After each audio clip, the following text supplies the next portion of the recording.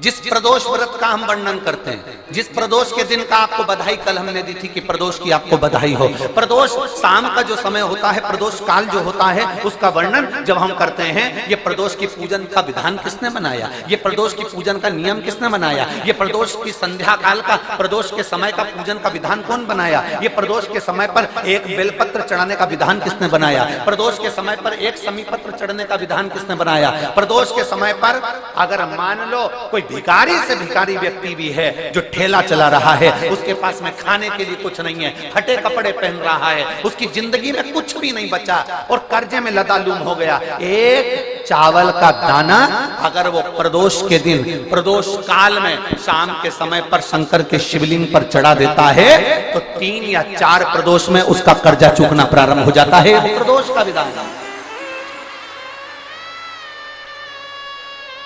इतना ये प्रदोष का वर्णन करा किसने, इतना प्रदोष की महत्वता बताई किसने, कौन करे इतना वर्णन। अगर प्रदोष की महत्वता बताने वाला कोई है, इसीलिए मेरे शंकर भगवान माता सती को लेकर कुंभज ऋषि के यहाँ, अगस्त ऋषि के यहाँ कथा सुनने के लिए गए थे, क्योंकि उनके बराबर कोई शंकर के महत्व को बता नहीं सकता और प्रदोष के महत्व को नहीं बता सकता। सती मैया को प्रदोष का महत्व बताने के लिए शंकर सती जी को लेकर कुंभज बाबा के यहाँ गए थे, अगस्त ऋषि के, कि प्रदोष के महत्व को तो जानो सती,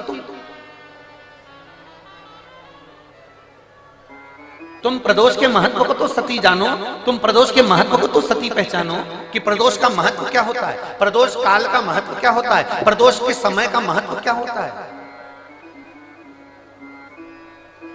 जिस समय पर सूरज डूब रहा हो, चंद्र प्रकाशित हो रहा हो, दोनों का मेल हो रहा हो, ना तो पूरा सूरज डूबा है, ना पूरा चंद्र आया है, ना पूरा अंधेरा है, ना पूरा उजाला है, उस समय को प्रदोष काल कहा गया, उस समय को प्रदोष का समय कहा, प्रदोष काल कहा।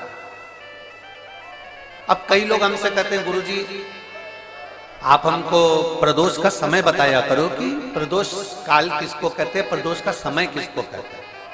अब एक बात हम आप सबसे कहना चाहते हैं, जितने लोग आस्था चैनल पर सुन रहे हैं, जितने फेसबुक यूट्यूब पर सुन रहे हैं और जितने रेवाड़ी की इस पवित्र धरा पर कथा को सुन रहे हैं, आप सबसे एक बात कहना चाहेंगे, अगर हम समय देखकर बताएं आपको कि शाम को 6 बजे, 6:30 बजे, 6:30 पे लेकर 7:30 के बीच में ये समय है, या 5:30 से लेकर 6:30 तक का ये समय है, या हम तुमको बोल दें कि इतनी बजे ये समय प्रदोष काल का रहेगा या इतनी बजे ये समय रहेगा, तो देखिए कभी कभी ठंड का समय आता है तो दिन जल्दी ढल जाता है, कभी कभी गर्मी का समय रहता है तो दिन बहुत लेट ढलता है।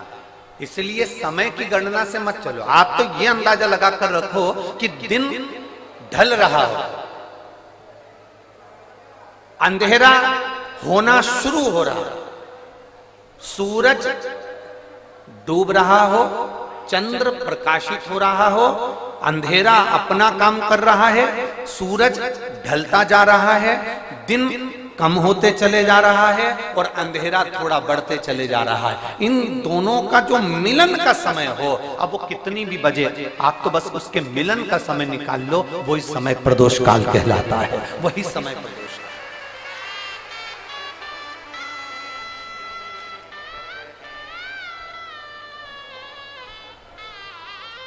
अब प्रदोष काल की पूजन का विधान किसने बनाया, कोई आपसे पूछे तो क्या बताओगे, जम के बोलो जल्दी से, कौन ने बताया था, अगस्त ऋषि। सबसे पहली प्रदोष की पूजन कौन ने करी थी। अब कोई आपसे पूछे तो आपको उत्तर देना है। 12 ज्योतिर्लिंग में से एक ज्योतिर्लिंग है ओमकारेश्वर। कौन सा ज्योतिर्लिंग है, सब बोलो, ओमकारेश्वर। विंध्य नामक पर्वत पर वो ज्योतिर्लिंग विराजमान। एक बार देवऋषि नारद भ्रमण करते करते विंध्य पर्वत पर आ गए। अब नारद जी का तो काम तुमको सबको मालूम ही है ना। नारद जी का काम तो मालूम है ना सबको, क्या काम है उनका? दुनिया के लोग कहते हैं नारद जी का काम है चुगली करने का, पर शिव महापुराण की कथा कहती है नारद जी का काम चुगली करने का नहीं है। नारद जी का काम किसी व्यक्ति को अग्नि प्रज्वलित कर कर, किसी व्यक्ति में आग प्रज्वलित कर कर, किसी व्यक्ति के हृदय को जलाकर भगवान की भक्ति को प्रकट करने की सामर्थ्यता देवर्षि नारद। लोग कहते हैं नारद जी का काम चुगली करने का है, लोग कहते हैं नारद जी का काम निंदा करने का है। निंदा करने का नहीं, निंदा के माध्यम से भगवान की भक्ति प्रकट करना, किसी के अंदर इतनी जलन उत्पन्न कर देना कि वो तप करने बैठ जाए, किसी की इतनी बड़ाई कर देना कि वो भगवान की भक्ति से जुड़ जाए। ये देवर्षि नारद का काम। दुनिया के लोग, दुनिया के कथाकार कहते हैं कि देवर्षि नारद निंदक है, देवर्षि नारद चुगलखोर है, देवर्षि नारद निंदा करते हैं। ये दुनिया के लोगों ने एक पक्ष देखा, अगर दूसरा पक्ष देखते तो मालूम पड़ता कि देवर्षि नारद निंदक नहीं है। देवर्षि नारद जो देवर्षि नारद हैं वो चुगलखोर नहीं है। देवर्षि नारद अपनी वाणी से किसी के अंदर अग्नि उत्पन्न कर कर उसको इतना अंदर से जला देते हैं कि वो भगवान को प्राप्त करने के लिए फिर कुछ ना कुछ प्रयास कर ही लेता है। जब जब देवर्षि नारद ने निंदा करी, जब जब देवर्षि नारद ने चुगली करी, तब तक देवता को प्रकट होना पड़ा।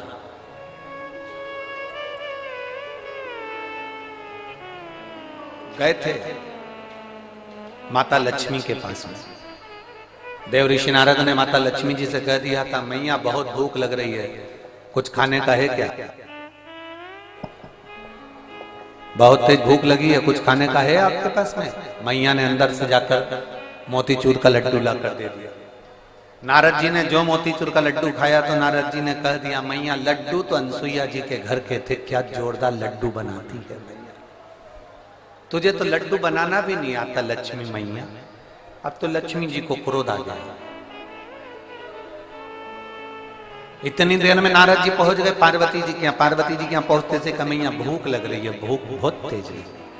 पार्वती जी अंदर गई, उन्होंने आकड़िया की रोटी काकड़िया की साग नारद जी को दे दी। नारद जी भोजन करते से बोले, मैया रोटी तो अनसुईया जी के घर की थी, क्या रोटी बनाती है, क्या रोटी। अब पार्वती जी का हृदय जल गया। थोड़ी देर बाद नारद जी ब्रह्मा जी के यहाँ पहुंच गए। ब्रह्माणी बैठी थी, ब्रह्माणी से कहा, मैया बहुत तेज भूख लग रही है।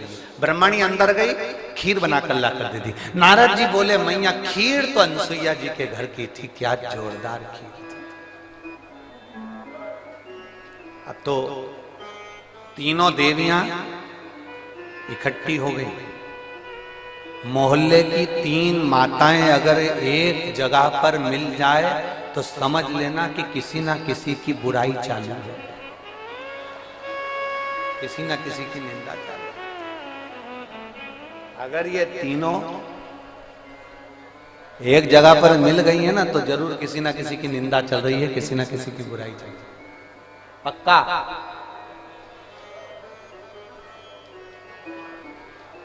इकट्ठी हो गई। तीनों देवियों ने आपस में विचार करा कि अपन तो परेशान हो गए नारद जी के कारण, अनसुईया अनसुईया अनसुईया अनसुईया। ऐसा क्या अनसुईया में?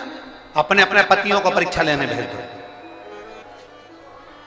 ब्रह्मा विष्णु महेश तीनों परीक्षा लेने के लिए चले। और जैसे ही ब्रह्मा विष्णु महेश परीक्षा लेने के लिए चले, परीक्षा लेने के लिए जैसे ही चल दिए, इतने में तीनों दरवाजे पर पहुंचकर भिक्षा मांग रहे। माता भिक्षाम दे, माता भिक्षाम दे, माता भिक्षाम दे। अनसुईया जी बाहर निकल कर आई, और माता अनसुईया जब बाहर निकल कर आई और माता अनसुईया जी ने जो दर्शन किया, दर्शन करते से ही माता अनसुईया जी ने पूछा, आप देवता हूं, आपको क्या चाहिए? तो कि भिक्षा चाहिए। अनसुईया जी अंदर गई, पात्र में थोड़ी सी भिक्षा लेकर आई, अन्न का दान देने लगी। इतने देर में जब अन्न का दान देने लगी, तब उसी समय पर अनसुईया जी जब अन्न का दान दे रही थी, तब तीनों देवताओं ने खड़े होकर कह दिया, हमको भिक्षा ऐसे नहीं चाहिए।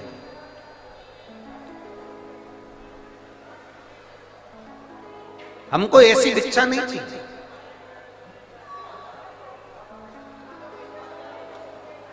हमको ये भिक्षा नहीं। तो तुमको कैसी भिक्षा चाहिए? ब्रह्मा विष्णु महेश ने कहा, क्योंकि इनको देवियों ने कहा था कि जब भिक्षा मांगने जाना तो अनसुईया जी से कहना कि वस्त्र उतार कर भिक्षा देने के लिए। वस्त्र अब तीनों देवताओं ने कहा, मां भिक्षा तो चाहिए, मां भिक्षा तो चाहिए, पर वस्त्र उतार कर आए। वस्त्र अनसुईया जी बोली कि देवताओं, आप कह रहे हो कि अंदर का स्पीकर बढ़ाओ, अंदर में आप कह रही हो कि भिक्षा चाहिए और भिक्षा चाहिए और वो भी वस्त्र उतार कर चाहिए। अनसुईया जी ने कहा, बाबा ऐसी कोई भिक्षा कोई नारी कभी नहीं दे सकती। ये भिक्षा कभी कोई नारी नहीं देगी। नारी अपने वस्त्र उतार कर कैसे भिक्षा देने आएगी? तीनों ने, जो ऋषि का रूप रखकर आए थे, साधु का रूप रखकर आए थे, उन तीनों ने कहा, मां भिक्षा तो हम ऐसे ही लेते हैं, अगर दोगी तो लेंगे, वरना भूखे रह जाएंगे, और अगर हम भूखे रह गए तो उसका दोष तुम्हें लगेगा। अनसुईया जी अंदर गई। नारद जी ने जो तीनों देवियों को अग्नि उत्पन्न करी थी, वो अग्नि आप काम कर गई। अनसुईया जी अंदर जाकर जल लाई। अगर मेरा सातित्व पक्का है, मैंने अपने पति की सेवा परमेश्वर मानकर करी है, तो ये तीनों की तीनों बच्चे हो जाए। जो जल छोड़ा, तीनों की तीनों देवता 1.5 महीने के छोड़ा हो गए। 1.5 महीने।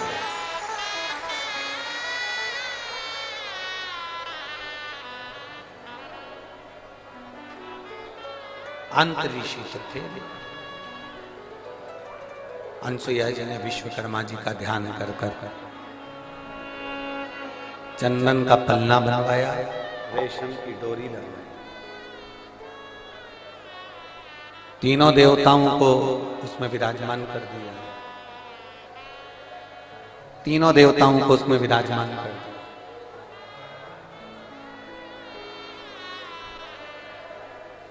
और तीनों देवता उसमें विराजमान हो गए।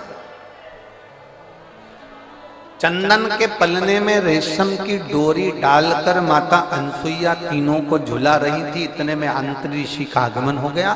अंतरी ऋषि ने पूछ लिया अनसुईया जी से कि ये किनके बच्चे हैं? अनसुईया जी तुरंत अंतरी ऋषि से कहती हैं, ये अपने बच्चे। अंतरी ऋषि ने कहा, अभी मैं स्नान करने गया था, तब तो एक भी नहीं था, और आया तो 3-3। अनसुईया जी बोली, भगवान जब देता है तो छप्पर फाड़ कर देता है।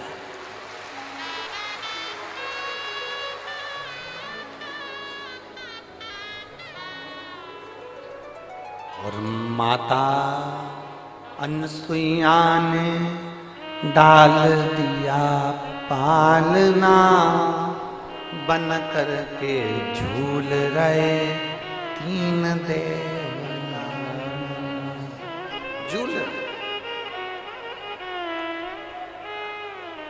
अब नारद जी का काम देखिए।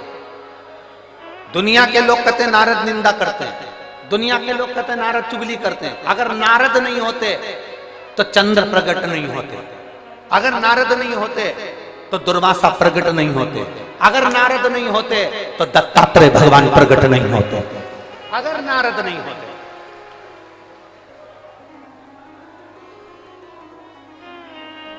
नारद जी चले, लक्ष्मी जी के पास में पहुंचे। मैया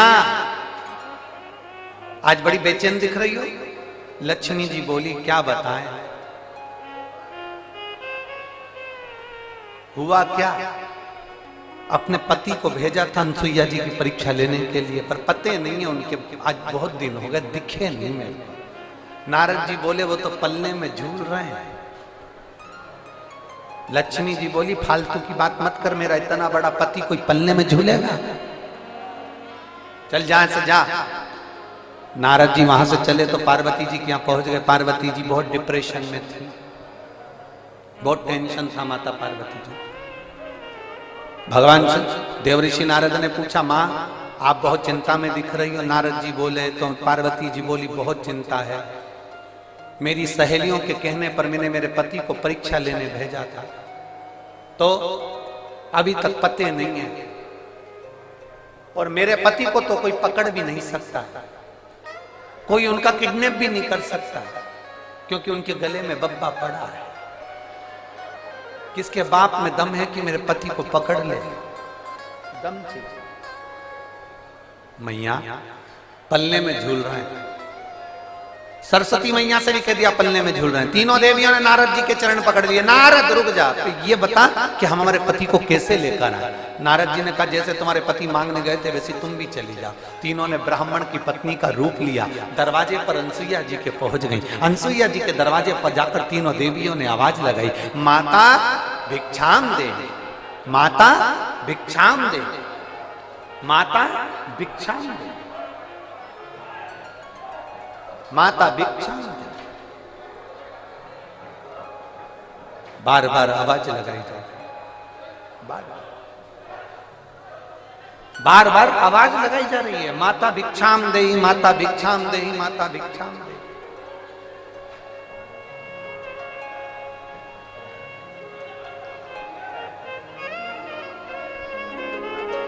बार बार आवाज लगाई।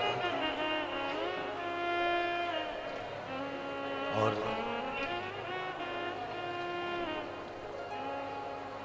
जैसे ही आवाज लगाई पार्वती मैया निकल, अनसुईया मैया निकल कर बाहर आई। जो अनसुईया मैया निकल कर बाहर आती इतने में अंतरिषि ने आवाज लगाई, अनसुईया कहां जा रही हो? अनसुईया रुक गई, दरवाजा बंद है, तीनों देवियां बाहर।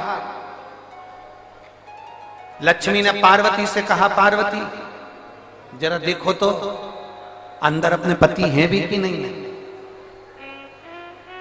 पार्वती जी ने सरस्वती से कहा तुम अंदर झांक कर देखो पति अंदर है कि नहीं है। सरस्वती मैया दरवाजे में एक छोटी सी सरंग थी, पतली सी सरंग, उस सरंग में से सरस्वती अंदर झांक कर देख रही थी।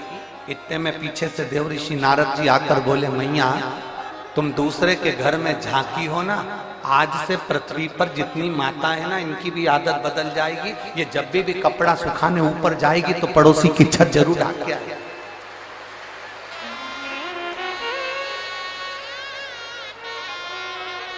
ए मैया, होली पे दिवाली पे अपने यहाँ पर पपड़िया बनी कि नहीं बनी, गुजिया बना कि नहीं बना, मठरी बनी कि नहीं बनी, चकली बनी कि नहीं बनी, अपने घर पर अचार डला कि नहीं डला, अपने घर पर कुछ काम हुआ कि नहीं हुआ, इनको कोई मतलब नहीं रहेगा। पड़ोसी क्या जरूर देखेगी तूने क्या बनाया, उससे जरूर। दिवाली पर अपने यहाँ रंगोली डली कि नहीं डली से मतलब नहीं है, पर पड़ोसी की यहाँ रंगोली जरूर देखेगी उसने कौन सी बनी। क्योंकि माँ आप झांकी हो, आप झांकी हो, इसलिए ये गुण आ जाएगा। जब सुना थोड़ी देर बाद माता अनसुईया जी ने दरवाजा खोला। जैसे दरवाजा खोला तीनों देवियां चरणों में पड़ गई। तीनों देवियां। अंतरिषि ने अनसुईया जी से पूछा, ये कौन है? अनसुईया जी बोली, ये अपनी बहुएं हैं। अंतरिषि बोले, बेटे इत्ते से बहु साथ साथ आती। इतने में तुरंत अनसुईया जी ने तीनों से कहा, तुम्हारे ससुर जी हैं, पांव पड़ो, पांव पड़ो जल्दी से। तीनों देवियों ने अंतरिषि के चरण छुए। अंतरिषि ने अनसुईया जी का हाथ पकड़ा और एक कोने में ले जाकर पूछा, अनसुईया पागल हो गई है? बेटे इत्ते से और बहू लिया साथ साथ हाथ की, तुझमें अक्ल वकल नहीं है क्या? बिल्कुल भी। इतने से बच्चे की कोई शादी करते हैं जो इतनी बड़ी बड़ी बहुएं लेकर आ गई। इतने में अनसुईया जी बोली अपने पति से, स्वामी आजकल की बहुएं कमाता हुआ पति मिल जाता है, लेकर के अलग हो जाती हैं। हमने कैसे पाल पोस कर बड़ा करा हम जानती हैं, अब बड़ा करेगी तब मालूम पड़ेगा, ले जा।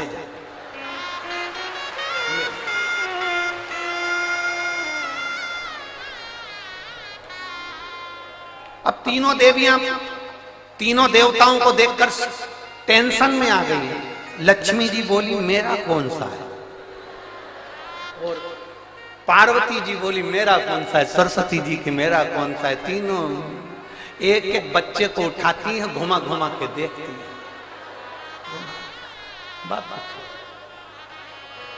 हर माल 2 रुपया, जिसका जो अंश है उठा लो।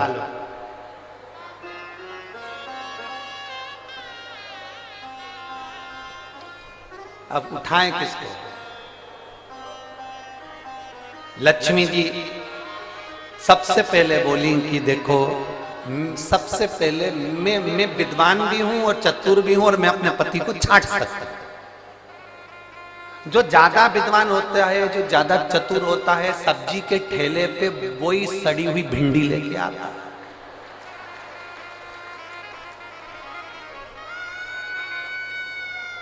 काना बैंगन जो ज्यादा समझदारी दिखाता है ना, वही लाता, वही छाट छाट के अलग अलग रखती जाएगी, रखती जाएगी, रखती जाएगी।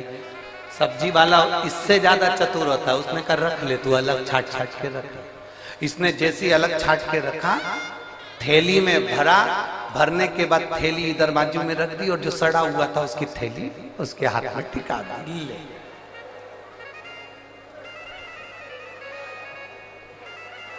लक्ष्मी जी बोली सबसे पहले मैं छाटूंगी। लक्ष्मी जी ने अपने पति को छाटा। जो छाटने बैठी लक्ष्मी जी, तो भगवान ब्रह्मा जी को उन्होंने अपनी गोदी में उठा लिया, और ब्रह्मा जी को गोदी में उठाकर बोली ये मेरे पति हैं। उनको जो हाथ में लिया, इतनी देर में तो अनसुईया जी को हंसी आ गई। अनसुईया जी को हंसी आई, उन्होंने कहा रुको, इन तीनों को वापिस सुलाओ। जमीन पर सुलाया। अनसुईया जी ने हाथ में जल लिया, अगर मेरा पतिव्रता धर्म प्रबल है, मेरा सातित्व पक्का है, तो मैं जल छोड़ती हूँ, ये तीनों के तीनों बड़े हो जाएं। तीनों बड़े हुए, उन्हीं के अंश अवतार चंद्र, दुर्वासा और दत्तात्रेय भगवान प्रकट।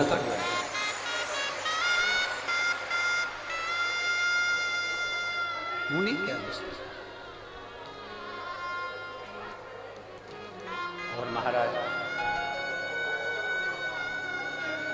दुनिया के लोग कहते हैं कि देव ऋषि नारद चुगली करते हैं, देव ऋषि नारद निंदा करते हैं, देव ऋषि नारद बुराई करते हैं। नहीं, देव ऋषि नारद देवता को प्रकट करने के लिए, भक्ति को प्रकट करने का कार्य करते हैं, और वो देव ऋषि नारद ने किया। अपने स्थान पर बैठकर भगवान देव महादेव से दिल से प्रार्थना, भाव से बाबा देव महादेव से विनय करें, निवेदन करें, प्रार्थना करें। जहां जगह मिले वहां बैठकर भगवान शिव से अपने मन की बात करें।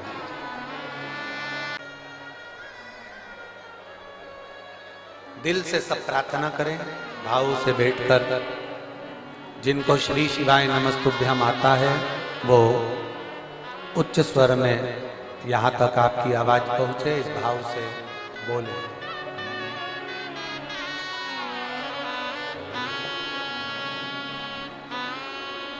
श्री शिवाय नमस्तुभ्यम, श्री शिवाय नमस्तुभ्यम, श्री शिवाय नमस्तुभ्यम, श्री शिवाय नमस्तुभ्यम, श्री शिवाय नमस्तुभ्यम, श्री नमस्तु श्री शिवाय नमस्तु भोला सब दुख काटो ओ भोला सब दुख काटो शिव शंकर जपो तेरी माला भोले बाबा जपो तेरी माला भोला सब दुख काटो ओ भोला सब दुख काटो वेश मंगलकारी वेश मंगलकारी शमशान वासी हमारा शमशान वासी हमारा ओ भोला सब दुख काटो हमारा ओ भोला सब दुख काटो हमारा। शिव कथा कह रही है, भगवान शंकर का संवाद कर रहा है, शिव महापुराण की कथा कर रही है। देवऋषि नारद विंध्य पर्वत के पास में जाकर कहते हैं, विंध्य तुझ में और सुमेरु पर्वत में बहुत अंतर है। विंध्य तू इतना विशाल नहीं है जितना सुमेरु पर्वत विशाल है। अब विंध्य पर्वत को तो क्रोध आ गया। जब विंध्य पर्वत को क्रोध आया तो विंध्य पर्वत ने विचार करा कि अब कुछ भी हो जाए मुझे इतना ऊंचा बनना है, इतना ऊंचा बनना है कि देवता तक मेरा पर्वत की श्रृंखला पहुंचे। अब मुझे इतना ऊंचा जाना है, अब मुझे इतना ऊंचा पहुंचना। विंध्य ने अपना विस्तार करा, सुमेरु पर्वत से भी ऊंचा विंध्य पर्वत पहुंच गया।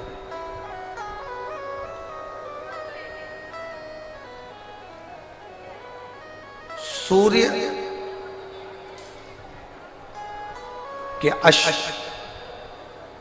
चलते चलते थोड़ा अंधेरा हो रहा था। सूर्य अपना प्रकाश कम कर रहे थे और उस समय पर जाकर सूर्य के अश्व को विंध्य पर्वत के घोड़ों ने, विंध्य पर्वत के शिखर ने सूर्य के घोड़ों को रोक दिया, अश्व को रोक दिया। बहुत सावधानी से सुनना, ये कथा अभी तक हमारे मुखाग्रविंद पर कभी नहीं आई, परंतु ये प्रदोष की सबसे पहली पूजन,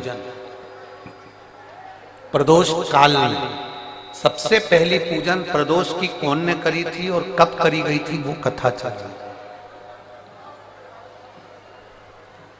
यदि कोई आपसे पूछेगा तो आप भी बता सकते हो कि हमने ये कथा ऐसे ऐसे प्रदोष की श्रवण करी।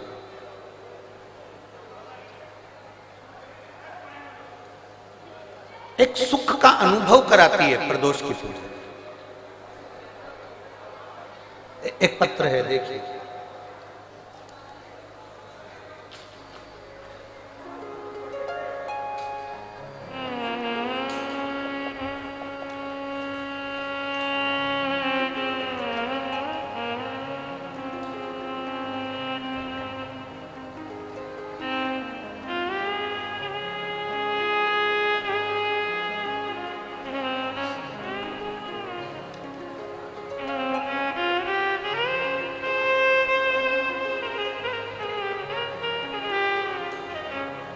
मेरा नाम अंशु,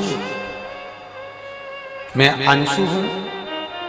मैं गाजियाबाद उत्तर प्रदेश की रहने वाली हूं।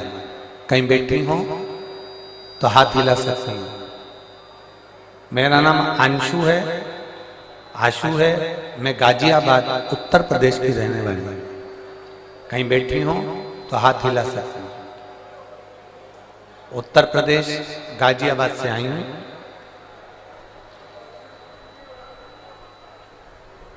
गुरुदेव, मेरी छोटी बेटी के जन्म के बाद मेरी छाती से दूध बहना बंद नहीं हुआ।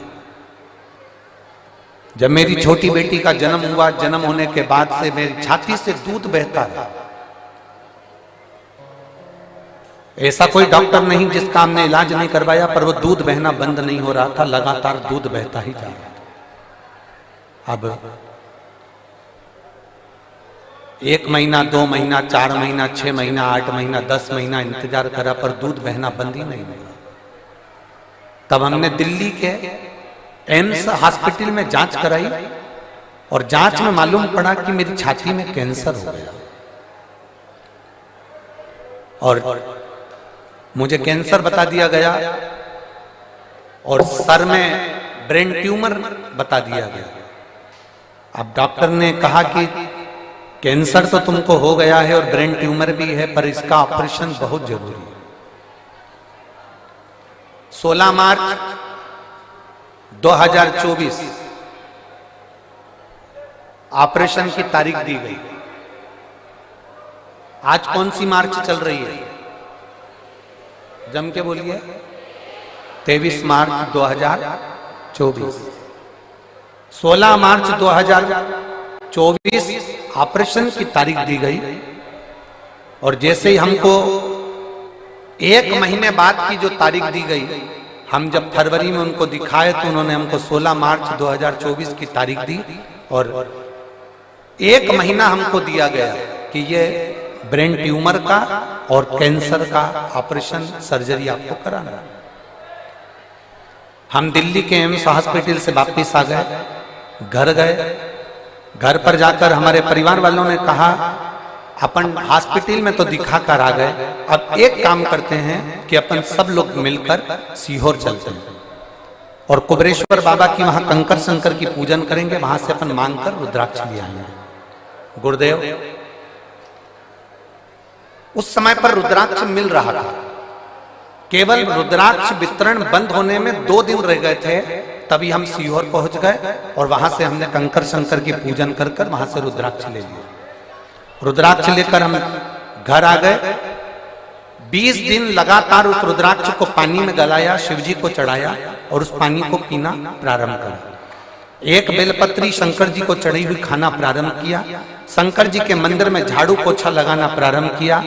दूसरी बार हम एम्स के हॉस्पिटल में 16 मार्च के दिन ऑपरेशन के लिए हम दिल्ली पहुंच गए।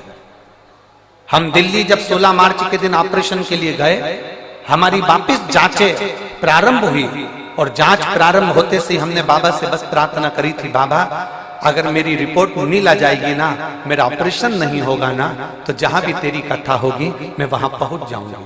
बाबा की ऐसी कृपा हुई गुरुदेव, हम एम्स हॉस्पिटल में पहुंचे। 16 मार्च के दिन एम्स हॉस्पिटल में हमें ऑपरेशन की तारीख दी गई और हम जांच कराने के लिए जैसे ही अंदर गए, डॉक्टर ने हमारी रिपोर्ट देखकर आश्चर्य में पड़ गया कि तुम्हारा कैंसर तुम्हारे शरीर में नहीं है और तुम्हारा कैंसर समाप्त हो चुका है। मैं बाबा को नमन करने के लिए यहाँ पर आई हूँ। मेरे बाबा ने मुझे बचा लिया और मेरे शरीर में कैंसर नहीं निकला। जिस डॉक्टर ने मुझे कैंसर बताया था उसी ने बाद में मना कर दिया। मैं बाबा को धन्यवाद देने आई। कहीं बैठी हैं क्या? अगर कहीं बैठी हो, आशु नाम है इनका, गाजियाबाद उत्तर प्रदेश की रहने वाली हैं, जिनका मोबाइल नंबर ये है। शिव तत्व। एक पत्र और है।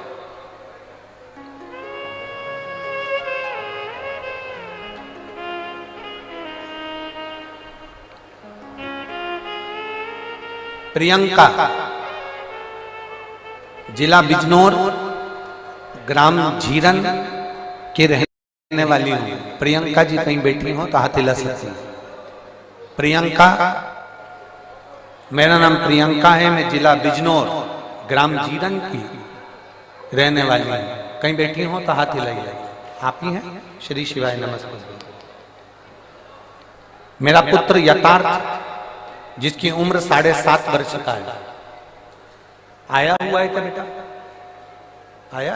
लिया लिया लिया।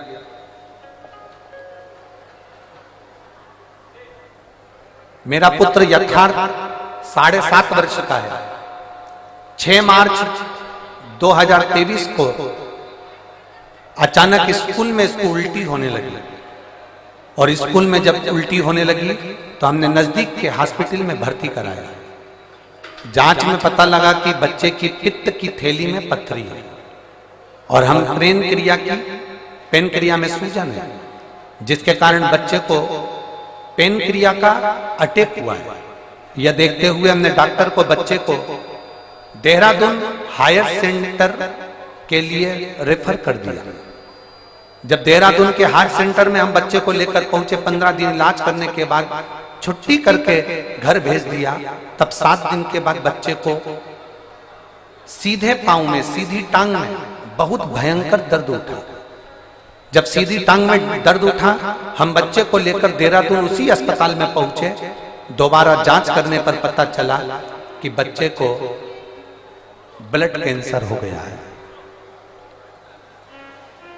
एक्यूट ल्यूकेमिया ब्लड कैंसर नामक एक बीमारी से ग्रसित हो गया। गुरुजी, जब यह सुनकर हम बहुत दुखी हो गए, तब डॉक्टर ने सलाह दी कि हमारे यहाँ पर बीमारी के डॉक्टर उपलब्ध नहीं है।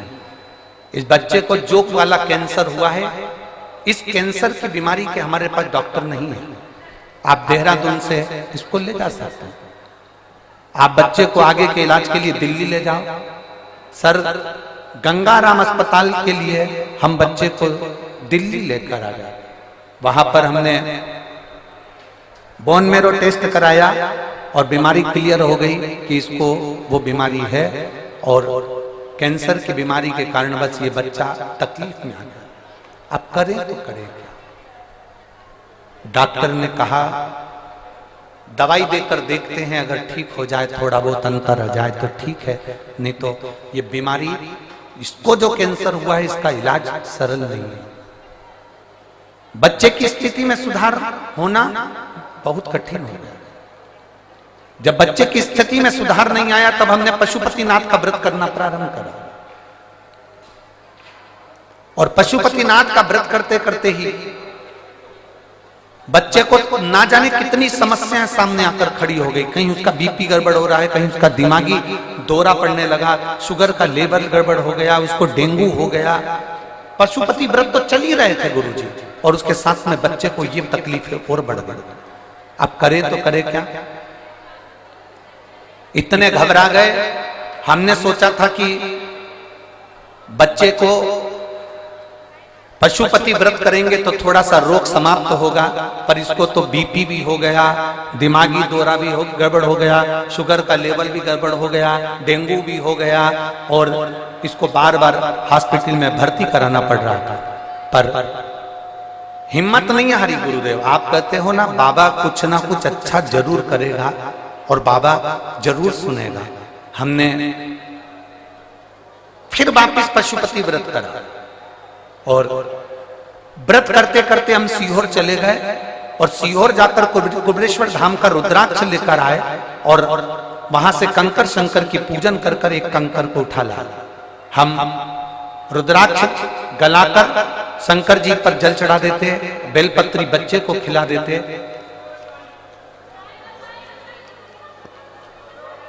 बाबा को उस बच्चे को खिला देते, और ऐसी कृपा बाबा की हुई कि अब बच्चे को आराम लगना प्रारंभ हुआ, और मेरा बच्चा ठीक होना प्रारंभ हुआ। गुरुदेव, बाबा की कृपा से बाबा ने ठीक करा है, और एक बेलपत्र अगर व्यासपीठ की मिलेगी तो मेरा बच्चा और भी ठीक होगा। ये मैं बाबा से प्रार्थना करने आया। शिव तत्व है, और खाली ना जाता कोई दर से तुम्हारे, खाली न जाता कोई दर से तुम्हारे। मैं भी खड़ी हो नंदी बाहे पसारे, अपने हृदय से लगा लो गिरा जा रहा हूँ, उठा लो भोले अपने दर से अब तो ना डालो, गिरा जा रहा हूँ, उठा लो।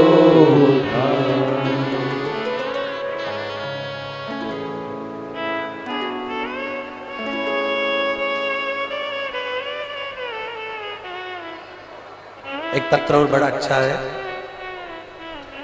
शहर चरखी, दादरी, जिला दादरी, हरियाणा।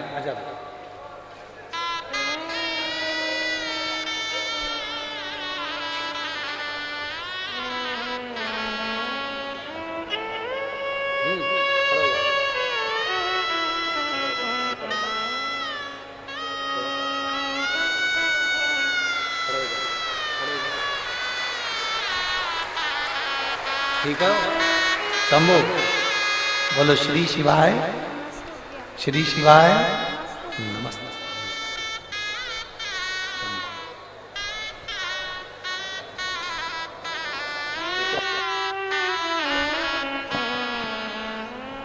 पहले से आराम है।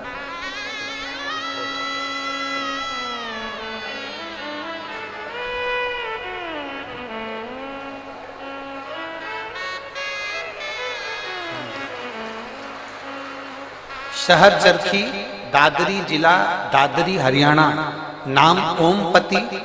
फोन नंबर मेरा ये है। कहीं बैठी हो तो हाथ हिला सकते हैं, कहीं बैठे हो तो हाथ हिला सकते हैं। आप ही ने लिखा है, एक बार हाथ हिला दो। श्री शिवाय नमस्ते। शहर चरखी, दादरी, जिला दादरी, हरियाणा। ओमपति। फोन नंबर ये है। मेरे भाई के लिए गुरुदेव मैं वर्णन करना चाहती हूँ। शिव बाबा का क्या वर्णन करूं। मेरे भाई को 2023 से कैंसर हो गया है। उसका इलाज जिंदल हॉस्पिटल हिसार में चल रहा है। नाक में कैंसर हुआ, नाक का ऑपरेशन करवाया, फिर गले में कैंसर हो गया। गले में कैंसर हुआ। 2 साल से मैं आपकी कथा सुन रही हूं। मैंने मेरे भाई से कहा कि अगर डबल से कैंसर हो रहा है तो तू सीहोर जा, रुद्राक्ष ला और उस रुद्राक्ष को पानी में गलाकर शिव जी को चढ़ाकर पीना प्रारंभ कर। मैं मेरे भाई की तरफ से यहाँ पर दंडवत करने के लिए, प्रणाम करने के लिए आई हूँ, कथा सुनने के लिए आई हूँ। हम लोग रुद्राक्ष लेने के लिए सीहोर चले गए और वहां से रुद्राक्ष लेकर आए। जब रुद्राक्ष लेकर आए, भाई की एक रिपोर्ट, एक ऑपरेशन और डॉक्टर ने बोल दिया था वो कराना था, जो कि 12 मार्च 2024 को वो ऑपरेशन होना था। हमने बाबा से प्रार्थना करी, अगर बाबा आप संभाल लोगे तो मैं कथा सुनने के लिए पंडाल में जाऊंगी। मेरे भाई की जब दूसरी रिपोर्ट हमने जब जिंदल हॉस्पिटल में दिखाया तो 12 मार्च के दिन रिपोर्ट में आया कि इसकी सारी रिपोर्ट नील है और ये बालक अब ठीक हो गया है, इसका कैंसर समाप्ति का। एक बार हाथ हिला दो बहन, बधाई। इसके लिए एक बेलपत्र ले जाओ, आजा आजा, एक बेलपत्र इसके लिए ले जाओ। शिव है वो औघड़ी है और खाली ना जाता कोई दर से तुम्हारे, खाली न जाता कोई दर से तुम्हारे। मैं भी खड़ी हूँ नन्ही बाहें पसारे अपने हृदय से लगा लगा लो गिरा जा रहा हूँ उठा लो भोले अपने दर से अब तो न टालो गिरा जा रहा हूँ उठा लो एक शिव भक्ति को जगाइए।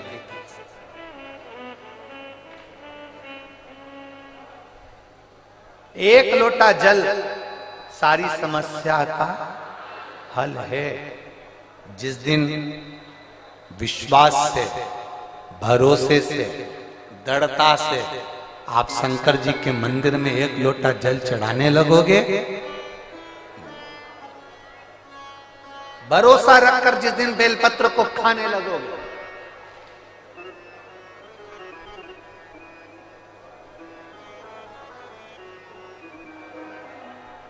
जिस दिन बेलपत्र को खाने लगोगे, भरोसा रखकर जिस दिन भगवान शंकर की भक्ति में तुम डूबने लगोगे, उस दिन तुम्हारी जिंदगी की सारी बीमारी, सारा दुख, सारी तकलीफ मेरे काल अधिपति महाकाल राजा की। तुम्हारे जीवन का सारा दुख वो काल अधिपति महाकाल मेरे कुबेर भंडारी, मेरे कुबेरेश्वर महादेव का हो।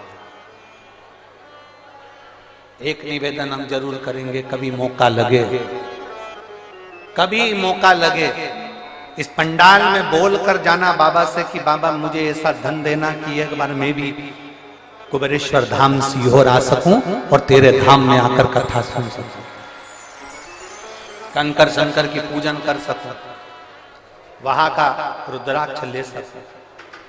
कभी कभी,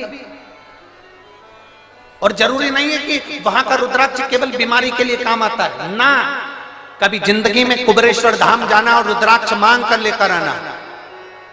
और हम तो कहेंगे जितने कथा सुनने वाले हैं सारे श्रोताओं से निवेदन करेंगे, लाल धागे में उस रुद्राक्ष को अपने गले में धारण कर कर रखो, जिंदगी में कभी हार नहीं होगी, आगे बढ़ते ही जाओ। चाहे महिला हो चाहे पुरुष हो, चाहे महिला हो चाहे पुरुष हो, गले में रुद्राक्ष होना जरूरी है। पहनो। कई लोग कहते हैं हम तुलसी की माला पहनते हैं, रुद्राक्ष पहन सकते, क्यों नहीं? किसने मना करा? कौन से शास्त्र में लिखा है, कौन सी वेद में लिखा है, कौन से पुराण में लिखा है कि तुलसी को पहनने वाले रुद्राक्ष नहीं पहन सकते, या रुद्राक्ष को पहनने वाले तुलसी नहीं पहन सकते?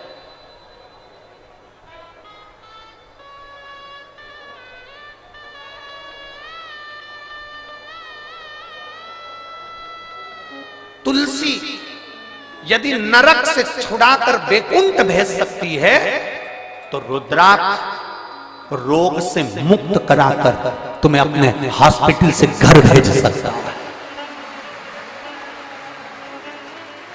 एक रुद्राक्ष, और वो रुद्राक्ष नहीं है, वो मेरा शंभु है, वो मेरा शंकर, मेरा ओघड़ी, मेरा त्रिकालदर्शी, मेरा कैलाशी, मेरा विनाशी। शिव कथा कह रहे, एक केवल शिवलिंग को शिवलिंग ना समझे।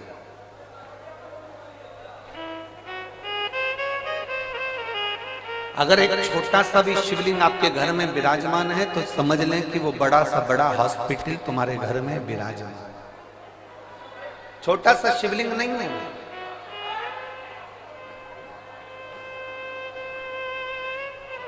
वो बहुत छोटा सा शिवलिंग नहीं, वो आपके घर में देवाधिदेव महादेव स्वयं कालाधिपति विराजमान है। बस उस शंकर को पहचानने के लिए तुम्हारे नेत्र अच्छे चाहिए।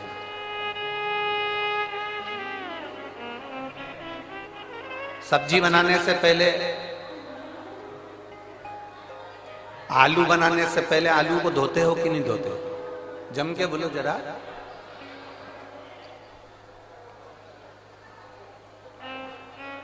बैंगन बनाने से पहले बैंगन को धोते हो कि नहीं धोते हो? बोलते जाओ जरा जल्दी जल्दी। धोते हो। लौकी बनाने से पहले लौकी को धोते हो कि नहीं धोते हो? धोते हो ना। कपड़ा गंदा हो जाता है तो कपड़े को धोते हो कि नहीं धोते? बोलते जाओ, धोते हो। आलू गंदा हो गया तो आलू को धोया है, लौकी गंदी हो गई तो लौकी को धोया है, कपड़ा गंदा हो गया तो कपड़े को धोया है। इनको धोने के लिए पानी की जरूरत पड़ती है, पर जब ये मन गंदा हो जाता है इसको धोने के लिए पानी नहीं, सत्संग की जरूरत पड़ती है।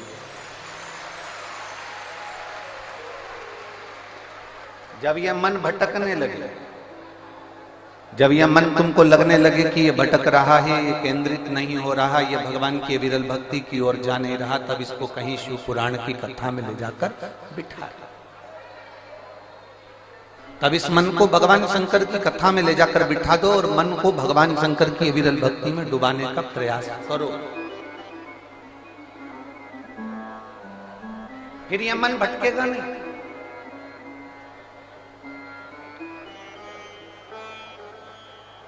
अगस्त ऋषि की एक कथा थी।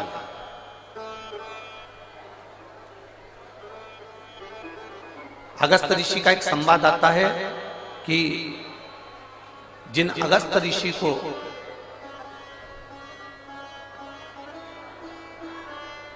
जिन्होंने पूरे समुद्र को चुल्लू में भरकर पी लिया,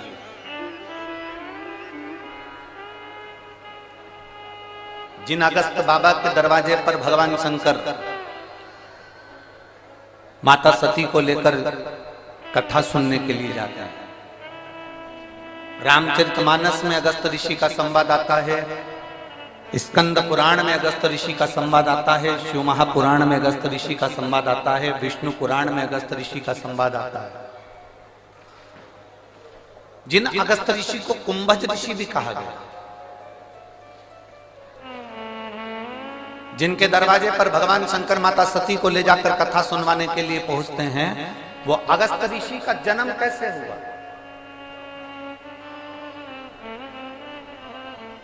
वो अगस्त ऋषि ने कोई बहुत बड़ा तप करा था जो अगस्त ऋषि बन गए?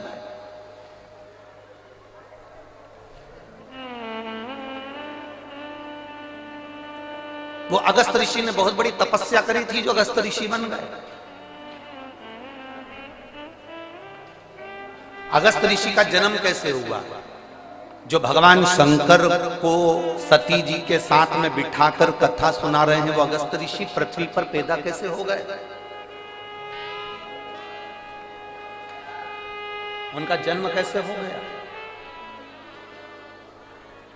ऐसा कौन सा पुण्य अगस्त ऋषि ने कर दिया जो वो भगवान शंकर को कथा सुना रहे हैं? ऐसा कौन सा पुण्य अगस्त ऋषि ने कर दिया, कुंभज ऋषि ने कर दिया जो माता सती को कथा सुना रहे हैं? अगस्त ऋषि ने, कुंभज ऋषि ने ऐसा कौन सा पुण्य कर दिया जो समुद्र को चुल्लू में भरकर पी गए? अगस्त ऋषि, कुंभज ऋषि ने ऐसा कौन सा पुण्य कर दिया जिसके बल पर वो देवताओं के हित के लिए कार्य करने लगे? और जब सारे असुर, सारे राक्षस समुद्र के अंदर छुप जाते हैं तो वो समुद्र के जल को पीकर असुरों को पेट में ही मार देते हैं।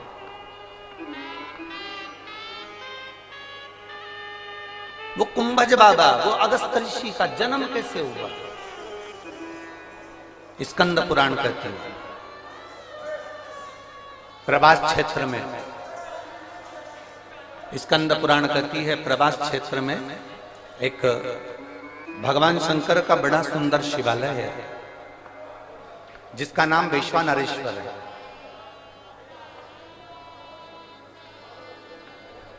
वैश्वानेश्वर शिवलिंग का एक बड़ा सुंदर प्राचीन, बहुत प्राचीन कहते हैं, हजारों हजारों वर्ष पहले का वो शिवलिंग है, बहुत प्राचीन। कई वर्ष निकल गए, हजारों हजारों वर्ष। कहते हैं जिस समय पर काशी का निर्माण था उस समय पर शंकर पार्वती जब भ्रमण के लिए निकले थे तो वैष्णेश्वर शिवलिंग का निर्माण उन्होंने खुद किया प्रभास क्षेत्र। उसी शिवलिंग के मंदिर के गर्भगृह में, उस मंदिर के अंदर एक तोता रहता था, एक मिट्ठू, एक तोता। घोंसला बना लिया था। उसकी धर्म पत्नी, वो तोते की धर्म पत्नी, वो मिट्ठू की धर्म पत्नी, वो शुक्र की धर्म पत्नी भी उसके साथ में रहती थी। दोनों साथ में।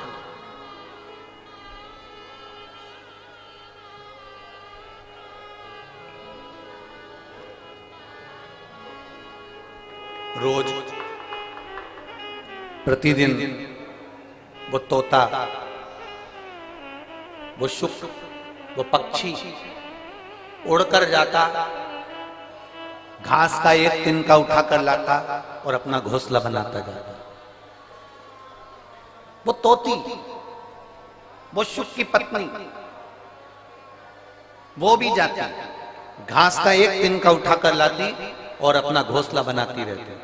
पति पत्नी ने दोनों ने मिलकर घोंसला तैयार करा, घूमते आते जाते, बस वो एक तिनका उठाकर लाते और घोंसला तैयार करते, और घोंसला तैयार करते करते करते करते उस घोंसले में रहना चालू कर दिया उन्होंने।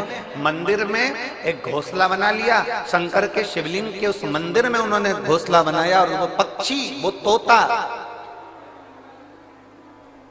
अपनी पत्नी के साथ में उसमें रह रहा है। अब दोनों घूमने जाते हैं, दोनों आते हैं और वहां बैठ जाते हैं। समय बीता, दोनों के प्राण छूट गए, दोनों मर गए, दोनों के प्राण छूटे।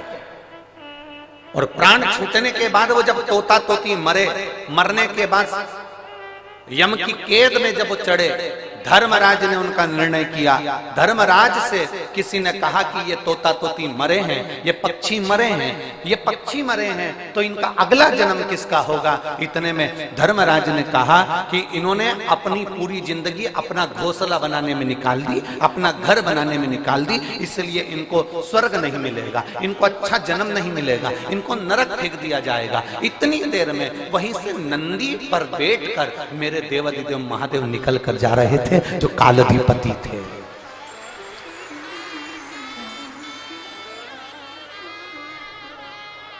मेरे देवाधिदेव महादेव निकल कर जा रहे थे, जो कालाधिपति थे। उन्होंने जो तोता तोती को देखा तो पहचान गए कि ये मेरे तो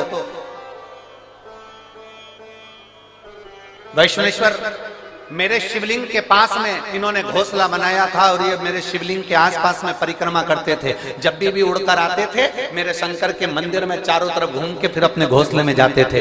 मंदिर में आते थे, फिर घूमते थे, फिर घोंसले में जाते थे, फिर घूमते थे, फिर घोंसले में जाते थे। ये पक्षी घूम घूम कर मेरी परिक्रमा करता था। शंकर भगवान ने कहा, यह कोई साधारण पक्षी नहीं है, इसने मेरे शिवलिंग की परिक्रमा करी है, मेरे शिवलिंग के आसपास घूमा है, इसलिए साधारण मनुष्य नहीं बनेगा, ये साधारण जीव नहीं बनेगा, ये नरक का भोग नहीं भोगेगा, ये पृथ्वी पर जाकर एक ब्राह्मण और ब्राह्मणी के रूप में जन्म लेगा, और साधारण जीव ये जन्म नहीं लेगा।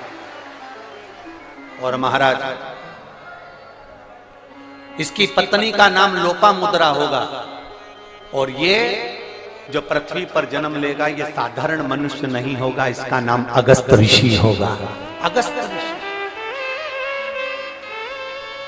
अब जरा विचार करिएगा, शंकर भगवान के शिवलिंग के ऊपर चारों तरफ घूम रहा है, तो पक्षी अगस्त ऋषि का जन्म पा लेता है।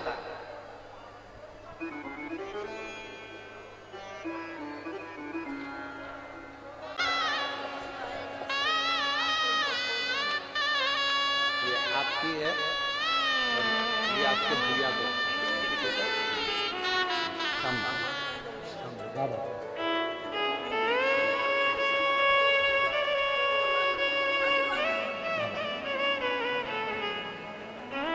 एक बार आप किसी भी बहाने से पर कुबेर भंडारी के दरवाजे पर आओ। अगस्त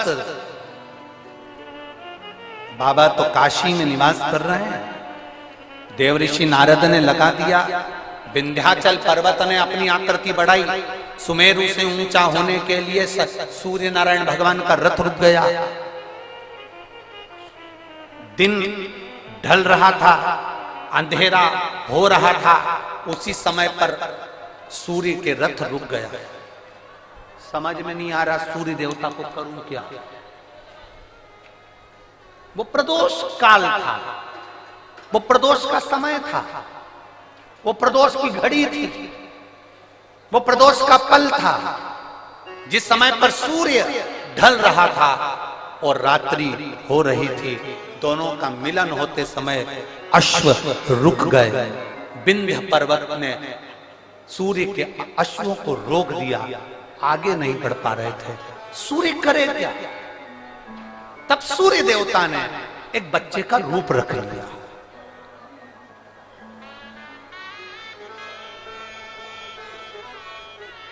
ये दुनिया के लोगों को मालूम होना चाहिए कि पहला प्रदोष का उपास व्रत, प्रदोष की पूजन किसने करी है। ये आपकी आराधना में, आपकी चित्तवृत्ति में आना चाहिए कि प्रदोष के दिन एक चावल का दाना चढ़ाने वाला कभी गरीब नहीं हो सकता, कभी भिखारी नहीं हो सकता, कभी दरिद्र नहीं हो सकता। जब तक मालूम नहीं होना तब तक आप भटको।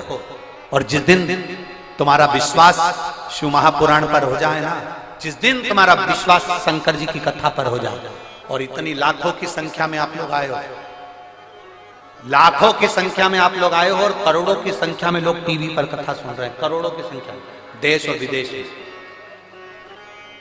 एक निवेदन करूंगा, पूरे जितने चैनल वाले कथा सुन रहे हैं और जितने यहां कथा सुन रहे हैं,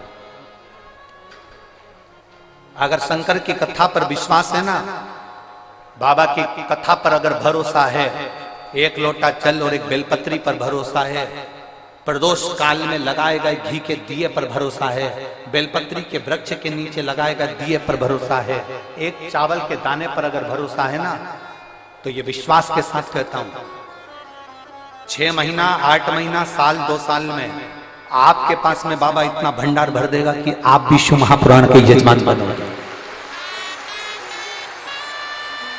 आप भी। ये शिवपुराण का हम सुनील जी को धन्यवाद दे रहे थे कल भी कि सुनील जी, और सुनील जी कह रहे थे गुरु जी ऐसा आशीर्वाद दे दो कि हर साल 2 साल में कथा करवाते रहे। हमने सुनील जी से कहा, सुनील जी शंकर भगवान की कथा का सबसे बड़ा एक फल है और एक नियम है कि जो इस कथा को करवा लेता है ना, वो लाइन लगाकर फिर खड़ा हो जाता है कि एक कथा हमें वापस मिले। ये नियम है इस कथा।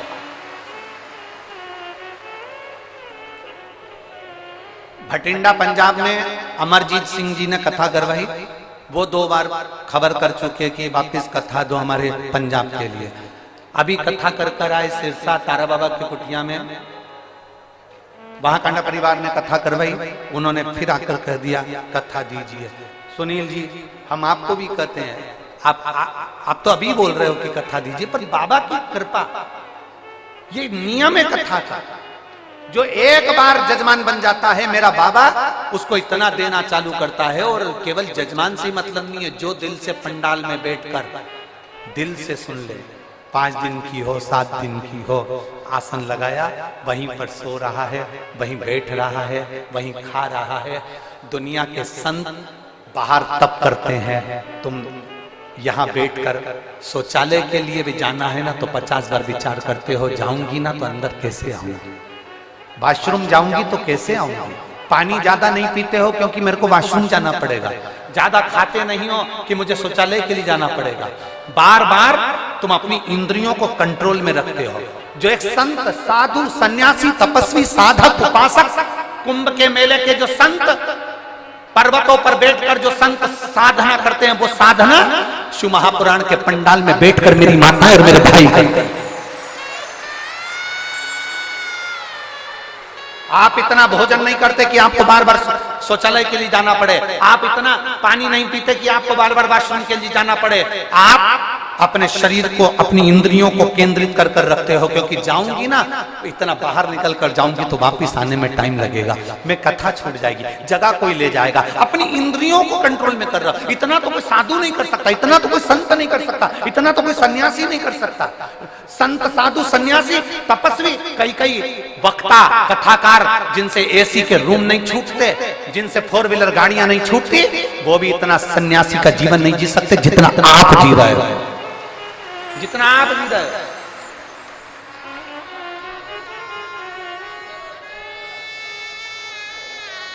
एक संत का भाव है आपका। गर्मी लग रही है, टेंट हिल रहा है, हवा चल रही है, टेंट उखड़ रहा है, पाइप गिर रहे हैं, कहीं कुछ प्रॉब्लम चल रही है, और उस बीच में तुम्हारा विश्वास, 5 दिन के लिए रेवाड़ी आई हूं, मेरे बाबा के भरोसे आई हूं, मेरा बाबा तेरे दरवाजे पर मैं आई हूं ना मेरे कुबेर भंडारी, तो मेरे दरवाजे पर तू भी आएगा, ये मेरा विश्वास लेकर आया,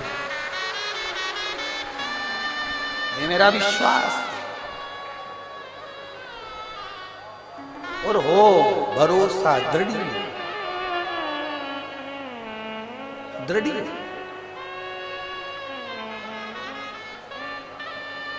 वो कहते हैं ना, तुझसे मिलने के लिए तेरी कसम, ये मेरे बाबा से मिलने का ये केंद्र बिंदु है शिव पुराण की कथा। ओम मेरे भोले तेरा सहारा है, मेरे भोले तेरा सहारा है, मेरी नैया का तू किनारा है, मेरी नैया का तू किनारा। तुम्हारे नजदीक में जब कथा हो चले जाना उसकी चौखट पर, 5 दिन 7 दिन पड़े रहे उसके दरवाजे पर, तारने वाला हो, और फिर कहेंगे खाली नहीं जाओ, खाली नहीं, खाली जा ही नहीं सकता। अगर खाली गए होते तो ये इतने सारे पत्थरों का ढेर नहीं लगता जो अंदर भरे पड़े। एक पत्र है, देखिए,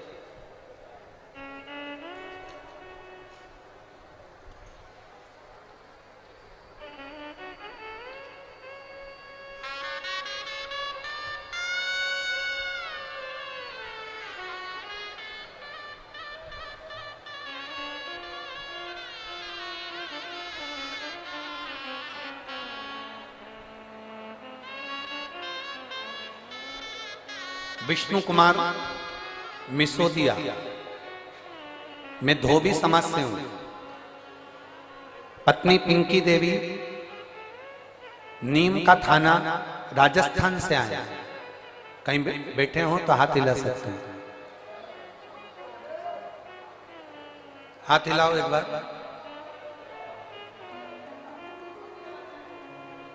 कहीं बैठे हो तो हाथ हिला सकते हैं, दिख गए? ऐसा हाथ हिला तो दिख जाओ। हाँ ठीक है, दिख गया, दिख गया, ठीक है। वो वाले पंडाल में, हाँ दिख गए, ठीक है। मैं विष्णु कुमार सिसोदिया, धोबी समाज से हूँ, पत्नी पिंकी देवी, नीम का थाना, राजस्थान से हूँ। बाबा के 1 लोटे जल का मैं क्या वर्णन करूं। मेरा बेटा 7 साल से सरकारी नौकरी की तैयारी कर रहा था। 7 साल से उसका एग्जाम ना क्लियर हुआ, ना वो आगे बढ़ा। बेटा आखिरी में निराश हो गया। जब बेटा निराश हुआ तो मार्ग से भटकना चालू हो गया। तब मैंने अपने बच्चे से कहा कि तू सीहोर वाला महाराज कथा कहता है, आस्था चैनल पर आती है, उसकी कथा सुना। मेरा बेटा कहता है ऐसे तो ढेर सारे महाराज आते हैं कथा कहने वाले, महाराजों का तो काम ही है कथा कहना, उनकी कथा से क्या करना, तू कथा तो सुन। मेरे बेटे ने पहली बार कथा सुनना प्रारंभ करा। 7 साल से एग्जाम दे रहा है पर किसी में क्लियर नहीं हुआ। तब मेरे बेटे ने आपकी कथा पर भरोसा कर शंकर जी के मंदिर में 1 लोटा जल चढ़ाना प्रारंभ करा। जो मंदिर में फूल पत्ती रहते थे उससे मंदिर के भगवान शंकर का श्रृंगार करना प्रारंभ करा। आज मैं बाबा को धन्यवाद देने के लिए आई हूं। जिस बेटे का विश्वास कभी देवता के प्रति नहीं था, आज आपको इतना मानता है क्योंकि उसका दिल्ली पुलिस में उसका सिलेक्शन हो गया और बाबा की कृपा से उसका ज्वाइनिंग लेटर आ गया।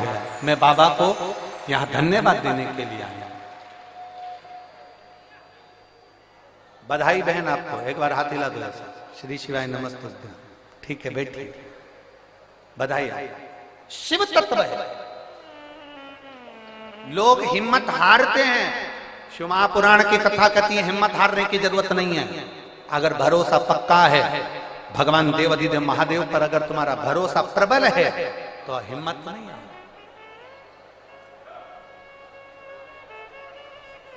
क्यों हिम्मत?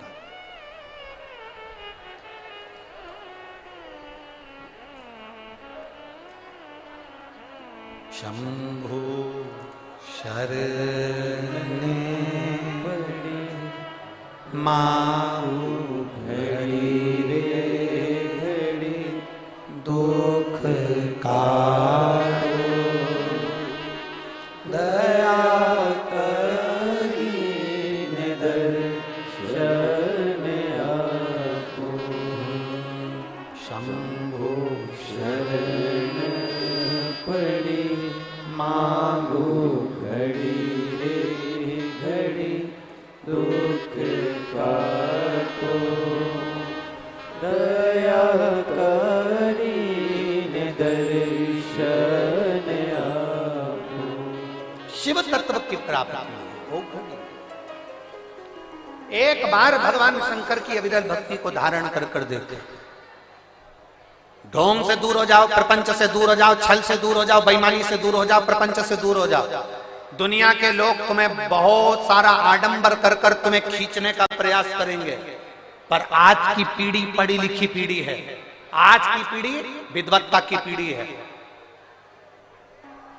और हम फिर निवेदन करेंगे तुम्हें आडंबर में नहीं फंसना, तुम्हें ढोंग प्रपंच में नहीं फंसना, तुम्हें ढकोसले में नहीं जाना, तुम्हें अंधविश्वास की ओर नहीं जाना, कहीं मत जाओ। कोई तुमसे कहे कि यहां आ जाना मैं तुम्हारा ये काम कर दूंगा, वहां आ जाना मैं तुम्हारा ये काम कर दूंगा, ना ना ना ना, कहीं मत जाओ। तुम तो अपने घर के नजदीक में जो शिवालय है, तुम्हारे घर के पास में जो शंकर का मंदिर है, तुम तो वहां जाओ, एक लोटा जल चढ़ाओ, बुआरी लगाओ, झाड़ू लगाओ, सेवा करो, अर्चना करो। और जिस दिन मेरा कुबेर भंडारी तुम्हारी झोली भर दे, उस दिन तुम कुबेरेश्वर धाम आ जाना। ये बात कृपा करे हो।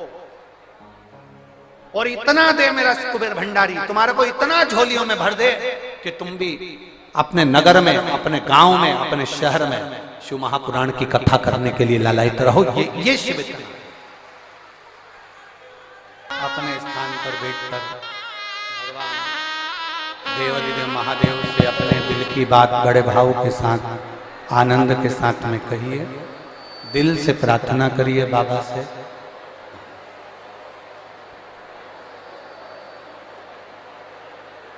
जहां जगह मिले वहां बैठकर भगवान शिव से अपने मन की बात भाव के साथ बैठकर बोलिए। जितने कार्यकर्ता खड़े हैं वो भी बैठकर प्रार्थना करें, क्योंकि बार बार कोई रेवाड़ी में कथा तो हो नहीं रही। बाबा ने मौका दिया है, बैठकर प्रार्थना करें, विनय करें।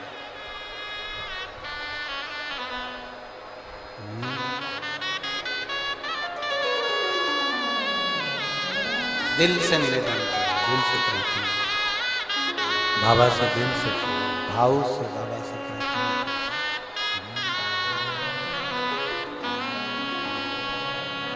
श्री शिवाय नमस्तुभ्यं।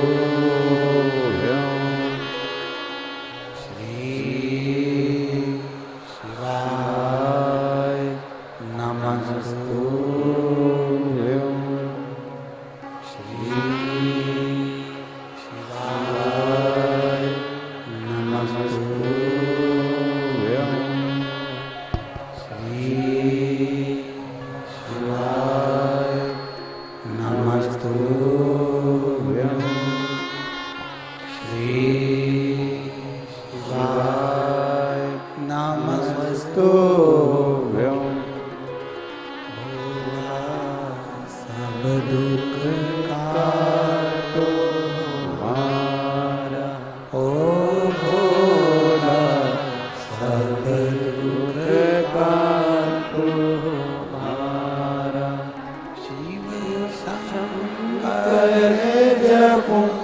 तेरी माला, भोले बाबा जपूं तेरी माला, भोला सब दुख काटो हारा। ओ भोला सब दुख काटो हारा। वेश मंगल मंगलकारी, वेश मंगल मंगलकारी, शमशान वासी हमारा, शमशान वासी हमारा। ओ भोला सब दुख काटो हारा। ओ भोला सब दुख काटो हारा। शिव कथा कर रही है, भगवान शंकर का संवाद कर रहा है, शिव महापुराण की कथा कर रही है, भगवान देवाधिदेव महादेव का चरित्र कर रहा है। विंध्य में सूर्य भगवान जब अस्त हो रहे हैं, अंधेरा छा रहा है, प्रकाश कम हो रहा है, तब विंध्य ने अश्व को रोका और सूर्य नारायण बालक का रूप रखकर काशी चले। एक बच्चे का रूप रखकर भगवान एक बच्चे का रूप रखकर काशी में चले गए, जहां पर अगस्त ऋषि बैठकर भगवान शंकर की आराधना कर रहे हैं।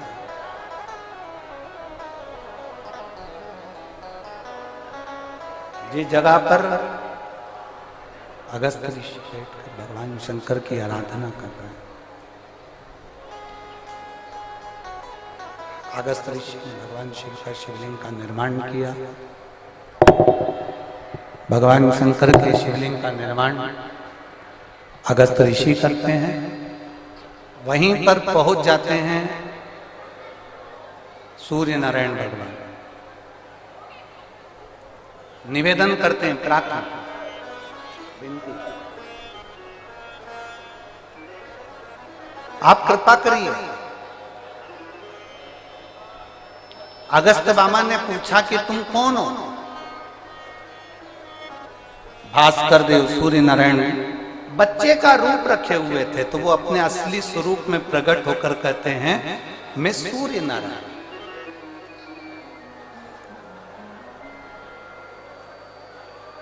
ना तो मैं प्रकाशित हो रहा हूं और ना मैं डूब रहा हूं।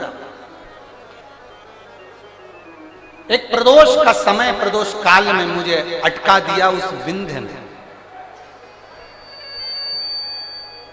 आप कृपा करिए। अगस्त ऋषि ने कहा कि तुम एक काम करो सूर्यदेव, तुम पार्थिव शिवलिंग का निर्माण कर कर पूजन करो, व्रत करो, एक अक्षत, एक बेलपत्र, एक शमी पत्र तुम्हारी उलझन को समाप्त कर दे। मेरी जीजियों, प्रदोष का इंतजार भी मत करा करो कि प्रदोष का दिन आएगा या प्रदोष का दिन आएगा तो हम गला पकड़ रहा है बाबा, प्रदोष का दिन आएगा तो हम भगवान शंकर को प्रदोष के समय में, शाम के समय पर हम बेलपत्र, शमी पत्र, चावल समर्पित करेंगे। आप तो प्रयास करा करो। कभी अगर मौका मिल जाए तो प्रदोष काल में, प्रदोष के समय पर एकांतेश्वर शिवलिंग मिल जाए, कहीं एकांत में कोई शंकर भगवान का शिवलिंग मिल जाए, एक बेलपत्र लो, उसके ऊपर एक शमी पत्र रख लो, एक चावल का दाना रख लो, अपने मन की बात बाबा से कहकर श्री शिवाय नमस्तुभ्यम बोलकर शंकर भगवान की अशोक सुंदरी वाली जगह पर स्पर्श कराकर वही शमी पत्र, वही अक्षत का दाना, वही बेलपत्र शंकर भगवान के शिवलिंग पर उसको समर्पित कर दो। समर्पित करते समय ये जो डंडी का मुख है, ये जहां जलाधारी होती है, पानी बहता है, उस ओर डंडी का मुख होना चाहिए। जिधर पानी बह रहा है उधर से करो।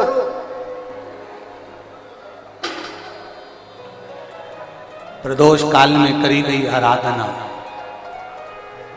प्रदोष काल में किया गया भजन,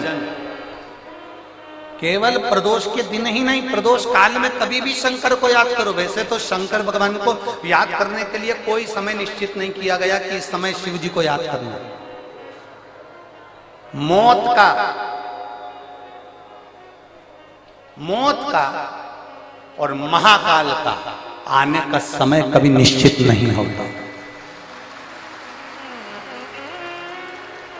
मौत आने का समय भी निश्चित नहीं होता, कब व्यक्ति की मृत्यु हो जाए, कब प्राण छूट जाए, कब बीपी शुगर कभी गड़बड़ हो जाए, कब किसको कौन सा रोग हो जाए, कब किसी को अटैक आ जाए, कोई समय का भरोसा नहीं है। मौत का जैसे समय नहीं होता, उसी तरह महाकाल के भजन का, शंकर भगवान के गुणगान का, शिव जी की भक्ति का कोई समय नहीं है। तुम जब पुकारो, मेरा देवाधिदेव महादेव तुम्हारे सामने खड़ा है। तुम जब पुकारो, बोल बम का नारा है, बाबा एक सहाय, सारी समस्या का हल एक लोटा जल। तुम जब उसको पुकारोगे तब वो तुम्हारे सामने आकर खड़ा। सूर्य नारायण ने पुकारा, सूर्य नारायण ने पुकारा। अब सूर्य नारायण तो पुकारने में लग गए, बोलने में लग गए। अगस्त ऋषि ने जाकर विंध्य पर्वत से कहा कि तुम अपनी आकृति को छोटा करिए, देवताओं को कष्ट हो रहा है। तब विंध्य पर्वत ने अपनी आकृति छोटी करी। सूर्य देवता भगवान शंकर का साधुवाद करे। शंकर भगवान ने आकर सूर्य नारायण को दर्शन दिया। भगवान देवाधिदेव महादेव ने कहा, सुनो भास्कर देव, सूर्यदेव, तुमने मेरी आराधना प्रदोष के समय पर अपने अश्वों को रोककर मेरी आराधना करी है। भास्कर देव, सूर्यदेव, संसार का कोई मनुष्य प्रदोष के दिन, प्रदोष काल में जब मुझे पुकारेगा, केवल मेरे नाम का उच्चारण कर कर मुझे पुकारेगा, शंकर भगवान कहते हैं उसी क्षण मैं उसके नजदीक में पहुंच जाऊं। उसी क्षण अकाल मृत्यु वो मरे जो काम करे चंडाल का, काल उसका क्या बिगाड़े जो भक्त हो महाकाल का। जो शंकर की आराधना करने वाला है, शिव की उपासना करने वाला है, शंकर का गुणगान करने वाला है, शिव की स्तुति करने वाला है, उसका बाल बांका नहीं होता। 12 ज्योतिर्लिंग का चरित्र श्रवण कराते हुए तुमरुका जी चंचुला देवी से कहते हैं, चंचुला,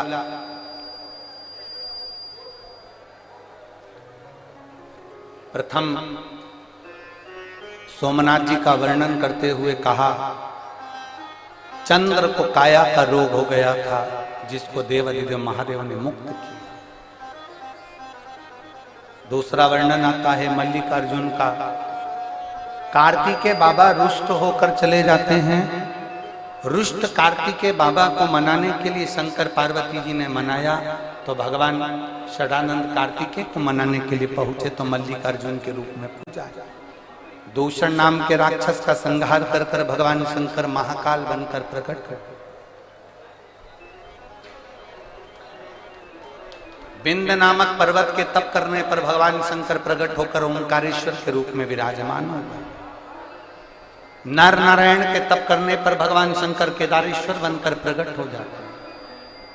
कुंभकर्ण की पत्नी करकटी, करकटी का पुत्र भीम, जो सारे यज्ञ अनुष्ठान दान पुण्य सब बंद करवा देता है, तो शंकर भगवान आकर उसका संहार करते हैं तो भीमा शंकर बन जाते हैं।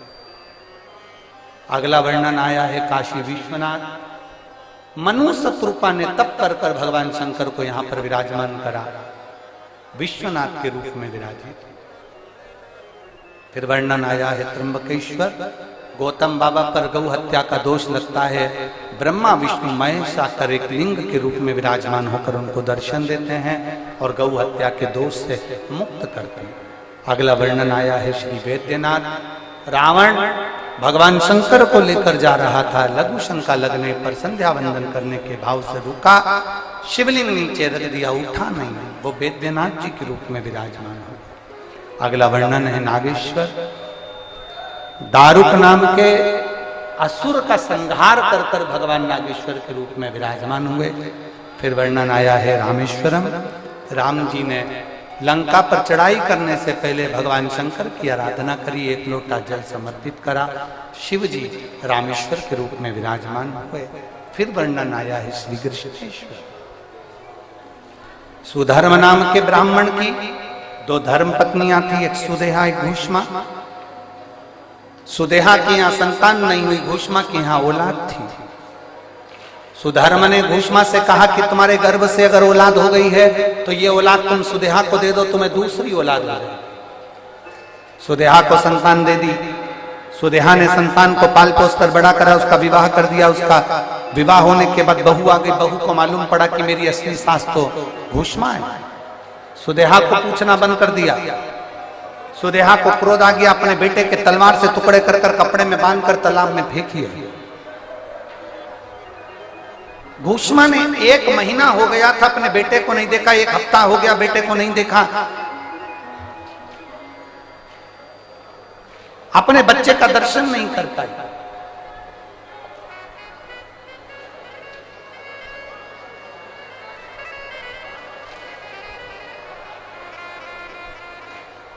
और जब अपने बच्चे का दर्शन नहीं कर पाई घूष्मा, जब अपने बेटे का दर्शन नहीं करा घूष्मा ने, तब पार्थिव शिवलिंग का पूजन कर कर विसर्जन कर रही थी। और पार्थिव शिवलिंग का विसर्जन करते हुए उसके मन में आया मेरे बेटे का दर्शन हो। बाबा देवादिदेव महादेव ने उसके बेटे को, मरे हुए बेटे को वापिस जीवित करा और शिवजी कृष्णेश्वर महादेव के नाम से विख्यात। ये 12 ज्योतिर्लिंग का चरित्र जब तुमरुका जी कह रहे हैं, चंचुला देवी का पति बिंदुक प्रेत योनि से मुक्त हो जाता है, चंचुला अखंड सौभाग्यवती होकर पति के धाम को चली जाती है। शिव महापुराण की कथा कहती है, भगवान देवादिदेव महादेव की यह 5 दिवसीय शिव कथा तुमरुका जी कहते हैं, देवादिदेव महादेव अपने मस्तक की बेलपत्र उतार कर शिव पोथी को समर्पित करते हैं। देवादिदेव महादेव से प्रार्थना करिए,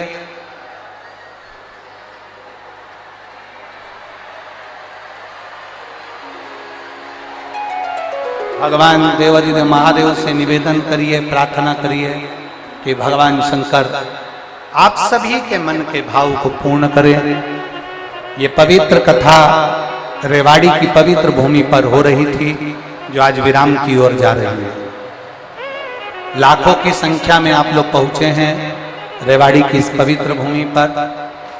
एक बार श्री सुनील जी मूसेपुर जी के लिए एक बार जोरदार ताली बजाकर स्वागत वंदन साधु का, जिन्होंने इस पवित्र कथा का आयोजन यहाँ करवाया। हर हर